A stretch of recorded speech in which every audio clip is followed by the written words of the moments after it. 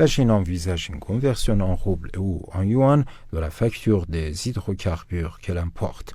Le ministère chinois des Affaires étrangères a déclaré que Pékin n'excluait pas la possibilité d'une conversion en roubles ou en yuan dans le cadre du commerce de l'énergie avec la Russie. Les autorités chinoises n'excluent pas de passer au rouble ou au yuan dans le commerce de l'énergie avec la Russie, a déclaré le ministère chinois dans un communiqué. Notons que les entreprises chinoises ont l'intention d'utiliser leur devise plus activement dans le commerce avec la Russie sur la base de l'égalité et du bénéfice mutuel compte tenu de l'évolution de la situation du marché. Le ministère chinois a ajouté, lors de la réalisation de règlements réciproques et bilatéraux, les entités du marché peuvent choisir une devise en fonction de leurs propres besoins. L'utilisation de la devise nationale dans le processus d'interaction commerciale et économique ordonnée peut être aidée à éviter les risques de change et réduire les coûts associés au change. Il y a quelques jours, le président russe Vladimir Poutine a déclaré que Moscou avait décidé de convertir en roubles dès que possible les paiements pour l'approvisionnement en gaz de l'Europe. Il a chargé la Banque centrale et le gouvernement de déterminer la procédure pour les transactions avec l'Europe en roubles russes d'ici une semaine, déclarant que Moscou n'acceptera plus les paiements en dollars et en euros pour son gaz exporté vers l'Europe. Plus tôt, le Wall Street Journal a rapporté que l'Arabie saoudite envisage d'utiliser le yuan au lieu du dollar pour les paiements d'une partie du pétrole qu'elle exporte vers la Chine.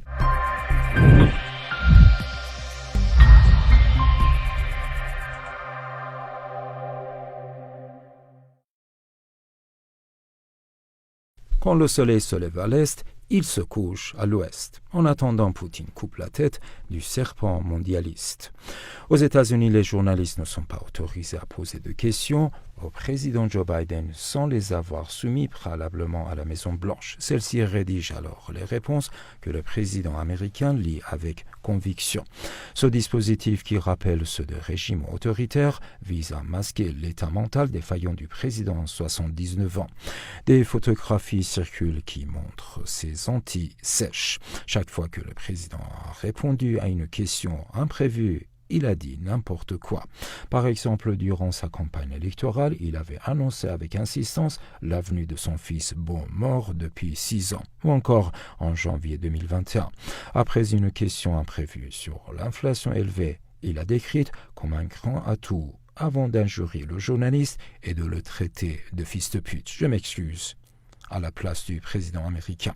Pour la suite, j'ai choisi de vous lire quelques extraits de l'article intitulé « Poutine coupe la tête du serpent mondialiste » publié sur https://résistancerépublicaine.com. En préambule, l'auteur justifie sa position comme suit. J'ai choisi le présent titre parce qu'il est parlant compte tenu des expressions populaires.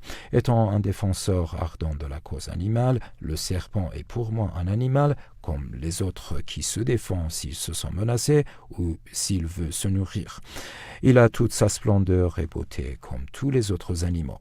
Mais comme l'image actuelle du serpent est celle d'un animal sournois, traître et méchant qu'il faut abattre, je rentre dans le moule populaire de cette image inappropriée pour établir un titre parlant en modeste article suivant. Et voici la suite de l'article qui s'adresse essentiellement aux journalistes de formation, j'espère. Pour ceux qui ont une réflexion politique, critique et qui s'informent au moyen de multiples sources, la disparition de la quasi-totalité du métier de journaliste en France est une évidence.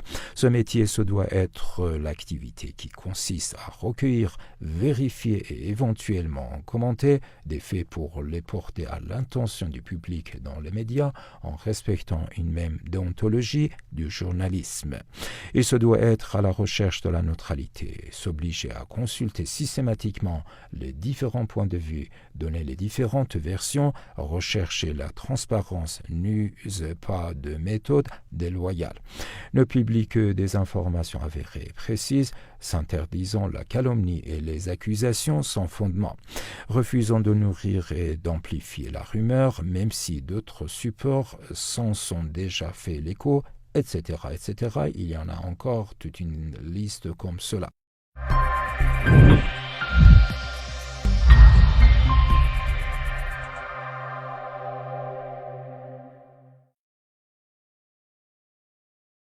Un hélicoptère transportant des agents du renseignement français de la DGSE a été abattu en Ukraine. Des officiers français dont la présence en Ukraine est démentie par Paris sont morts lorsque leur hélicoptère militaire a été touché. Il y a quelques heures, nous apprenions de sources fiables qu'un hélicoptère militaire avait été abattu dans le ciel ukrainien. À bord du dit hélicoptère se trouvaient en effet 2 officiers du service principal de la sécurité extérieure du ministère de la Défense de la République française DGSE. Jusqu'à présent, la présence officielle de l'armée française sur le territoire ukrainien était catégoriquement démentie par Paris. Cependant, la situation actuelle indique que la France a décidé d'ignorer les avertissements émis par la Russie pour envoyer ses officiers en Ukraine. Des sources de l'agence de presse Aviapro rapportent que des officiers français, et ce seraient 2 officiers du principal service de sécurité extérieure du ministère de la Défense de la République française, ont cessé de communiquer il y a quelques jours.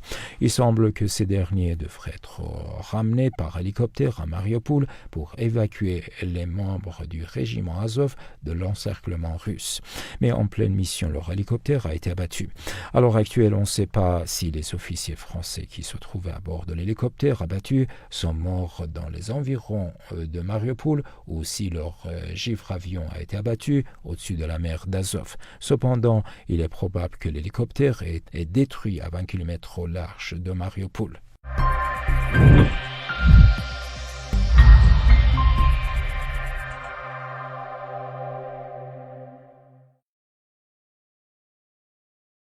L'armée russe dément avoir tué des civils à Boutcha et accuse Kiev de provocation. Accusé par le camp occidental et par Kiev de crimes de guerre à Boutcha, en Ukraine, la Russie a dénoncé une falsification dans un communiqué et qualifié ces agissements de nouvelles provocations.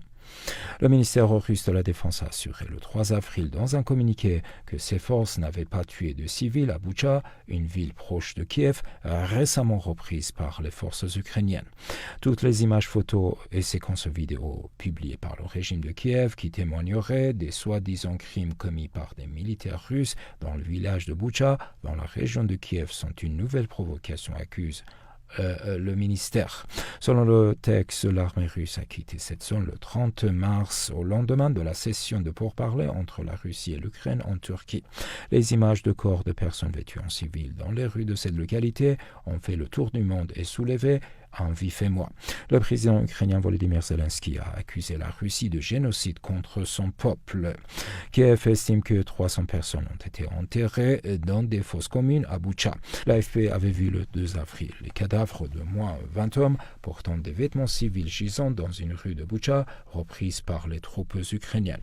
L'un d'eux avait les mains liées et les corps étaient éparpillés sur plusieurs centaines de mètres. Tout à tour, Washington, Paris, Berlin ou Londres ont dénoncé des atrocités, voire des crimes de guerre. Les autorités russes devront répondre de ces crimes, a notamment écrit Emmanuel Macron sur Twitter. Pendant tout le temps où la ville a été sous le contrôle des forces armées russes, et encore plus après, jusqu'à aujourd'hui, les habitants de Boutcha se déplaçaient librement dans le village et utilisaient leur téléphone portable. Dans le même temps, les banlieues sud du village, y compris les zones résidentielles, étaient bombardées 24 heures sur 24 par les troupes ukrainiennes à l'aide d'artillerie de gros calibre, de chars et de systèmes de lance-roquettes multiples, relate la défense russe. Des cadavres qui n'ont pas 4 jours. Selon Moscou, les preuves de crimes à Boutcha ne sont apparues que 4 jours après le départ de ces soldats, quand des officiers du service de sécurité ukrainien, SPU, et des représentants de la télévision ukrainienne sont arrivés dans le village. Pour la Russie, les cadavres montrés en images ne peuvent pas être restés aussi longtemps dans la rue puisqu'ils n'ont pas de lividité cadavrique typique et que dans les plaies, il y a du sang qui n'a pas coagulé. Ainsi, pour l'armée russe, ces images sont une mise en scène orchestrée par Kiev pour les médias occidentaux, comme ce fut le cas avec la maternité à Mariupol, ainsi que dans d'autres villes.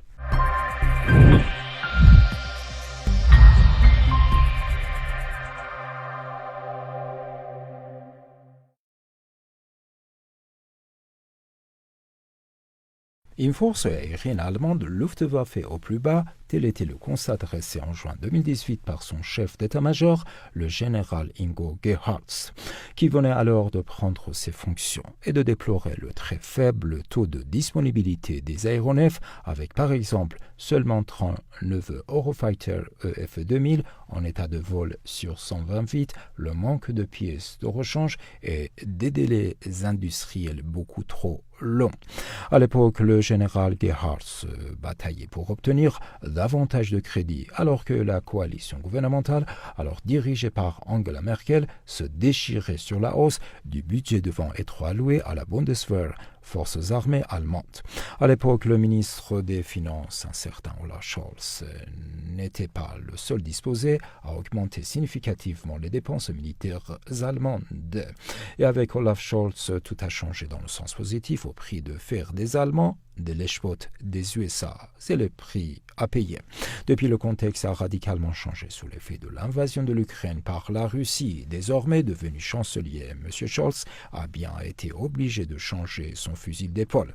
Le 27 février, il a ainsi annoncé la création d'un fonds de défense doté de 100 milliards d'euros pour remédier aux carences de la Bundeswehr, dont le budget annuel devrait être progressivement porté à environ 70 milliards, soit l'équivalent de 2% du PIB.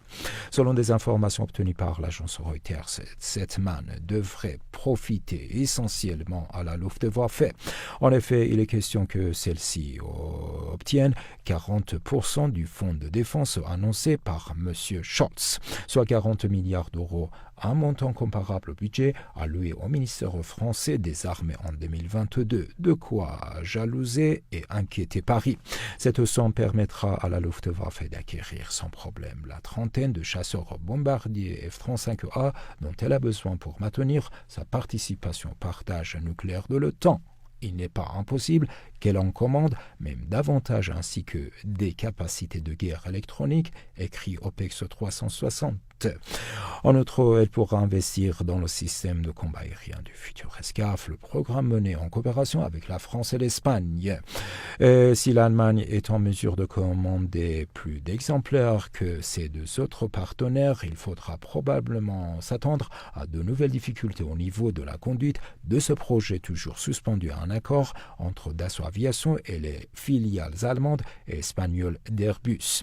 Mais l'un des chantiers les plus importants sera sans doute celui de la défense antimissile. Le chef d'état-major de la Bundeswehr, le général Eberhard Zorn, a estimé qu'elle était plus que jamais nécessaire pour prémunir l'Allemagne contre les missiles Iskander déployés dans l'enclave russe de Kaliningrad.